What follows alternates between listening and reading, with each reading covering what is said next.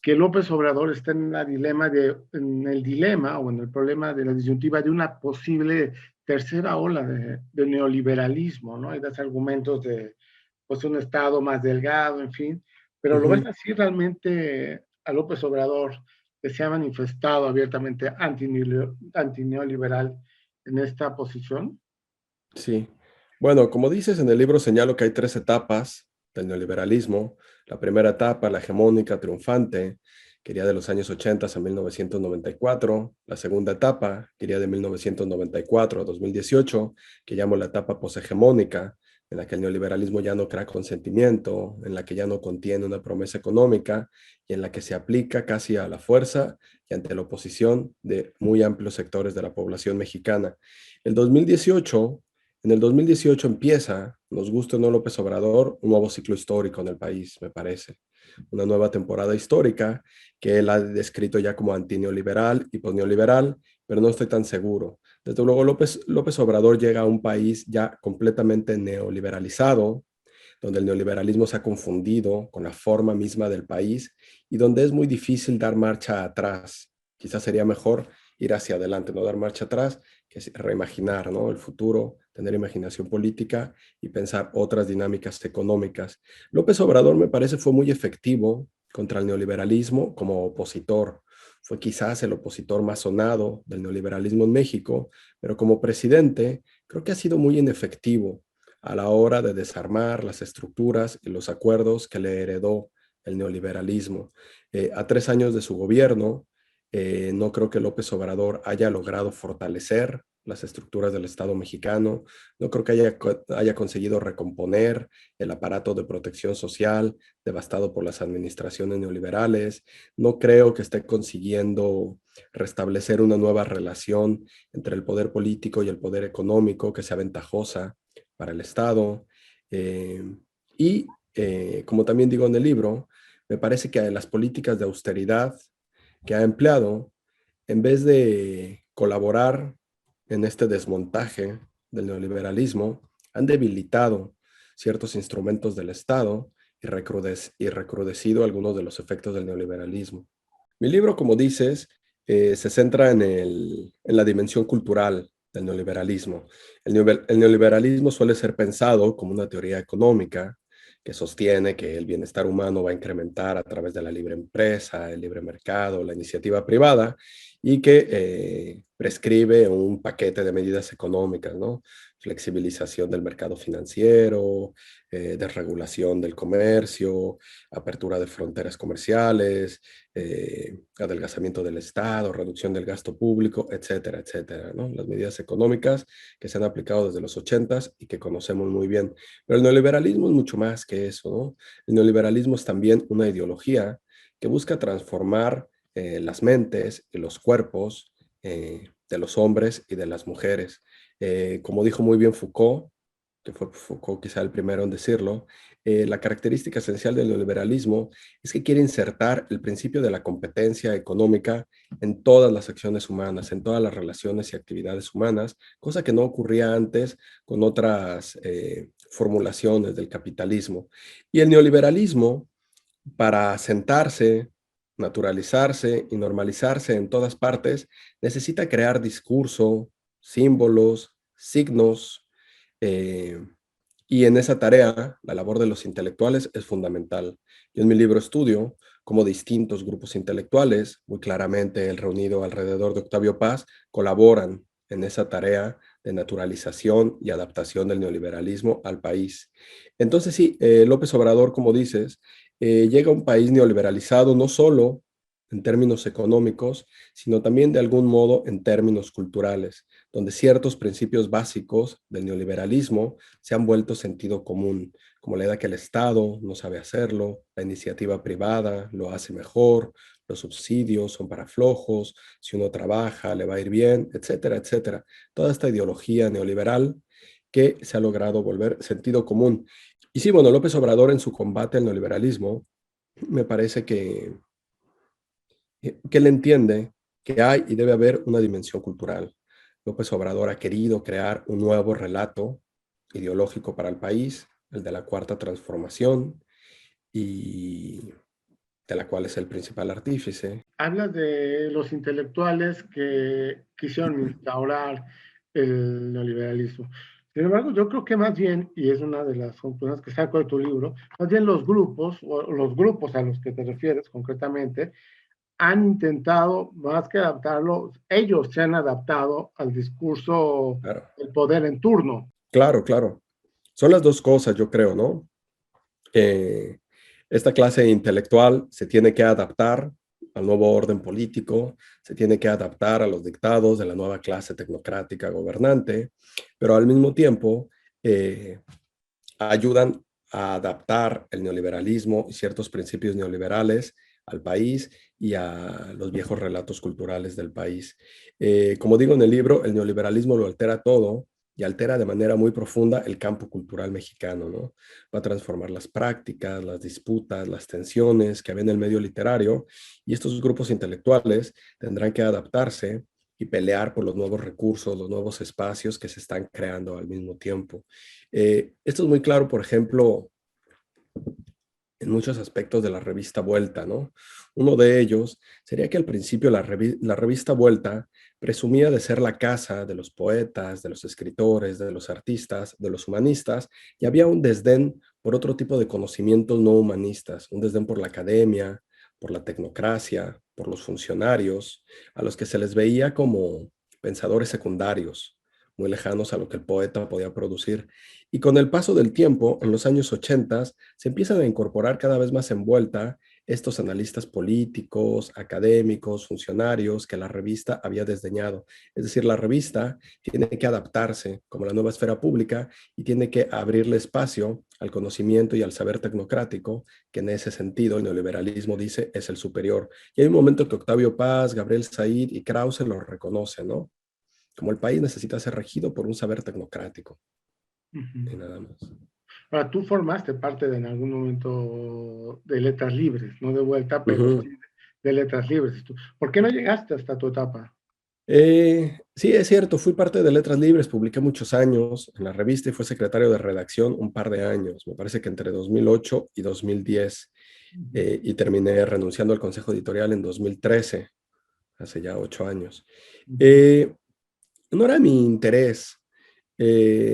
Lo que quería con este libro era pensar el giro neoliberal, la cultura mexicana a finales del siglo XX y principios del XXI, y para ello me sentí obligado a pensar Vuelta, Nexos, eh, Carlos Monsiváis, el zapatismo y las polémicas creadas entre estos actores al interior del campo cultural mexicano. Entonces, de ningún modo mi libro intenta ser un ajuste de cuentas o una cancelación de ciertos intelectuales o escritores, es sencillamente un análisis crítico.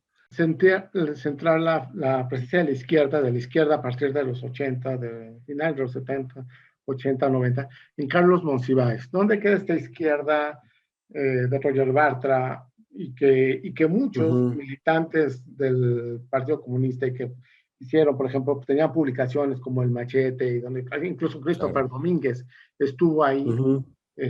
¿Por qué no la mencionaste? Es cierto, ese es otro de los asuntos que tendría que ser estudiado en un futuro. En algún momento me propuse, como hago con Octavio Paz y con Carlos Monsiváis, trazar el vuelco intelectual de Roger Bartra, dado que es muy simbólico que Roger Bartra va desde el comunismo hasta esta socialdemocracia que uno puede confundir ya muy claramente con un liberalismo, ¿no? Uh -huh. Bastante conformista. Al final, por razones de tiempo y espacio, no lo hice, pero desde luego, eso es otra cosa que tendría que estudiarse. ¿De qué manera se está reconfigurando el mapa intelectual ahora?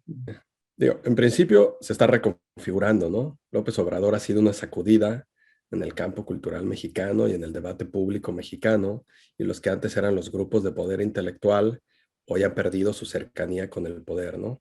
Es muy interesante porque estos dos grupos llevaban 3 décadas de cercanía con el poder, en los que se favorecieron materialmente de esa amistad con funcionarios y empresarios, y que se dedicaron en muy buena parte a producir discurso para las administraciones federales y a combatir a los enemigos de esas administraciones. Hoy se han quedado sin esa agenda, como sin ese norte, eh, y, pero pese a todo, Creo que con López Obrador, tanto Letras Libres como Nexos han recuperado algo del filo crítico que habían perdido. Durante décadas, en particular Letras Libres, fue una revista muy poco crítica del presente mexicano. No podían prender la crítica del presente mexicano porque en el fondo coincidía con los gobiernos en turno, con las políticas que estaban aplicando, y creía, como esos gobiernos, como los grandes empresarios, como las oligarquías, que el gran problema de México era la amenaza populista. Entonces, Letras Libres durante años, digamos, fue muda o muy poco crítica ante los problemas y ante lo que estaba ocurriendo en México. Ahora, desde el lado opositor, recuperan algo de su filo crítico y desde ahí pueden criticar algunas de las, no sé, de las aristas autoritarias de López Obrador. Pero desde la propia presidencia, desde los intelectuales cercanos al presidente, lo que les cuestionas es con qué autoridad moral lo hacen cuando todo el tiempo o cuando durante mucho tiempo fueron precisamente cercanos y se beneficiaron. No creo que tengan autoridad moral y me parece que muy pocos de los protagonistas de la discusión pública en México tienen hoy en día autoridad moral. Estén sentados donde estén sentados, sean de izquierda o sean de derecha. Mi libro, por ejemplo, una de las cosas que busca demostrar es que Octavio Paz, Gabriel Said, Enrique Krause, Aguilar Camín, etcétera, que se venden como adalides de la democracia mexicana, como creadores de la transición a la democracia, en el fondo no fueron demócratas. O sea, fueron intelectuales que ayudaron a operar el giro neoliberal y que en momentos decisivos apoyaron al gobierno en turno, sacrificando todo discurso demócrata. Un caso muy claro es el de 1988, ¿no? Las elecciones de 1988. La revista Vuelta había sostenido durante años que lo que México necesitaba era contar los votos. Así lo dijo Said claramente, ¿no? Si contamos los votos en México, todo cambia. Y en 1988 hay por fin elecciones reñidas, competidas, y Vuelta, en vez de pedir que se cuenten los votos, lo que hace es no contemos los votos, quedémonos con los resultados oficiales, aunque es imposible creer en ellos, y reconozcamos a Salinas como presidente de la República. En ese es un ejemplo clarísimo que en un momento decisivo, Paz, Krause, Said, Rossi, Aguilar Camín y muchos otros optan no por la democracia, sino por sus alianzas con el poder. ¿Ves una fuerza intelectual en la cuarta transformación para construir otra narrativa, una narrativa distinta o no? Tristemente no. Tristemente no. Me parece que la voz reinante dentro de la 4T es la de López Obrador, desde luego, y me parece que los límites intelectuales de López Obrador son bastante estrechos.